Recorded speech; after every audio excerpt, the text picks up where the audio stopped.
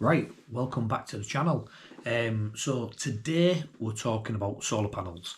So not for your house, that's a whole different story. For your boat, your caravan, your trailer, your tent, whatever it is, whatever floats your boat on a weekend, that's what we're looking at. So I want a solar panel kit. I've not bought one before, so this is my first time. We're going to do it together. I'm going to show you what I'm doing. And if you want to follow that, you can do. So I've got a boat. I want to put a solar panel on the roof of the boat so that when I'm not there, I'm getting a nice little trickle charge, keeping my battery topped up, so I've got no battery issues. And when I'm out on the boat, I'm going to want to use it. I want to plug my phone in, I want to charge my phone. I'm not doing anything crazy. I don't expect to boil a kettle or anything like that from the power. But I do want to harness those rays from the sun. It is free power, and I want anything that's free. So we're going to charge the battery, keep on top of the battery. It's a win-win situation. Why we're not doing it? Why isn't everybody doing it? So I'm going to try and make it easy. I'm going to use Amazon. I'm going to find a solar panel for 100 watts, which is a nice round figure, and I'm going to tell you why a bit later, why I'm going to use 100 watts. But I want to spend less than £100. I want to find the full kit on Amazon, and what I'm going to do is I'm going to buy one. I'm going to put the link in the comments so that if you like the video and you want the same panel for yours, because it's a bit of a minefield out there, there's lots to choose from. But if you want what I've got, hit the link and it'll take you to the exact one that I've bought. And I'm not sponsored by these, I'm paying for this myself out of my own pocket. So I'm going to give you an honest review, and let's see if we can find one for less than £100. Right, so we're going to go to Amazon. We're going to search 100 watt solar panel kit. See what it comes up with. Right. Top one there, $89.99. That'll do us. Let's go for that. So that's purchased. And I have Amazon Prime, so that'll be here tomorrow. Next day delivery. Free next day delivery.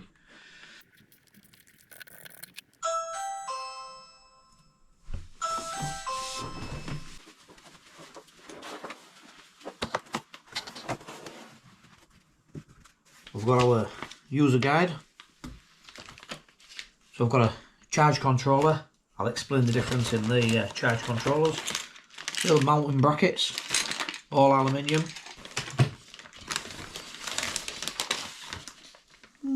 Decent-ish looking little cables. All looks pretty good quality so far.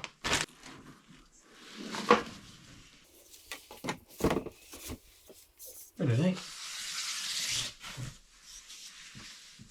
No damage. Right, let's talk measurements. We have got 1 metre 110 by 450 mil. Or in old money, we've got 43 3/4 inch by 17 5/8.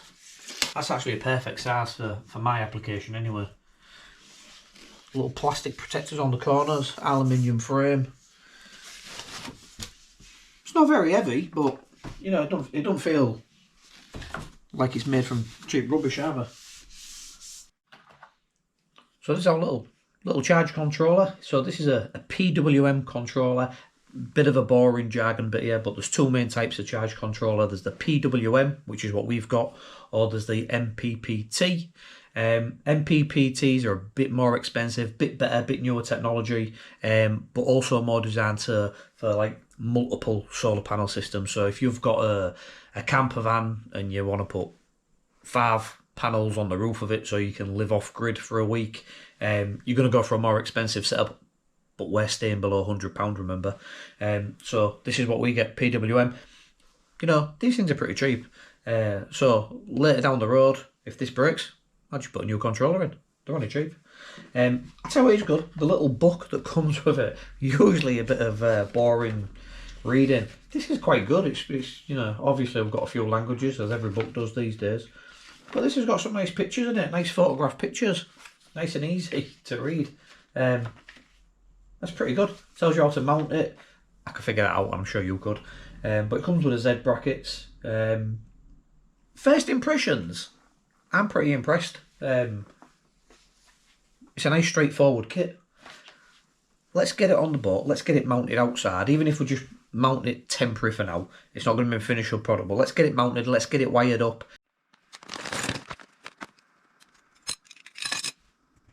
It's a real nice quality aluminium bracket, and all the nuts and bolts are stainless steel. A270 stainless. It's nice quality.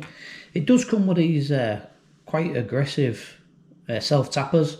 I guess if you're securing this into like a solid roof or wood, or even steel, like a steel building, would be ideal. But I'm not going to put that through the roof on my boat.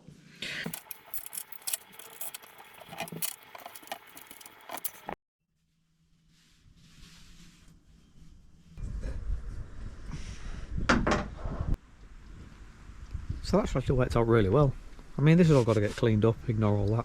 But these little Z brackets take it right above this rib. I'll put some little blocks under there when I do it properly to fasten it all in nicely. But size-wise, fits perfect. Right, now we'll just run the cables around. So we've got the solar panel sitting on the roof. Let's get some cables on it. We're gonna cable to it. It's really easy. Look, it tells you solar panel, battery. Cables just go in there. They're already pre-made off the ends. Actually, this is pretty cool. So we've put the positive and the negative in into the solar panel one, and you can see there. Can you see that? We're automatically already getting power. So 19.6 volts. So we've just connected it up to our 12 volt battery, our 12 volt leisure battery, just roughly, and you can see now, I mean, we're actually putting out 13.8 volts, 13.7 volts. So that's what the solar panel is putting into that battery. You know, the alternator on your car only works at about 14 volts when your engine's running, so you can see that battery is now getting charged. Right, so we made a little mistake yesterday. I couldn't get the USBs to work, and I figured out why now, because I never read the instructions properly. That's why I made the mistake. So I connected the solar panels first to show you the output.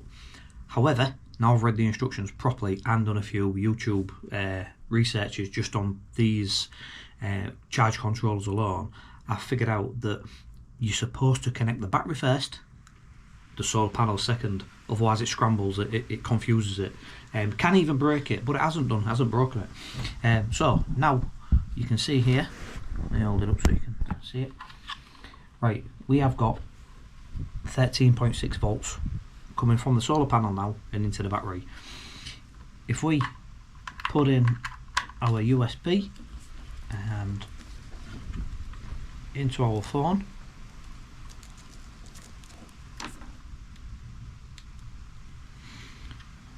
press that button there, which is like the output, our phone is now charging.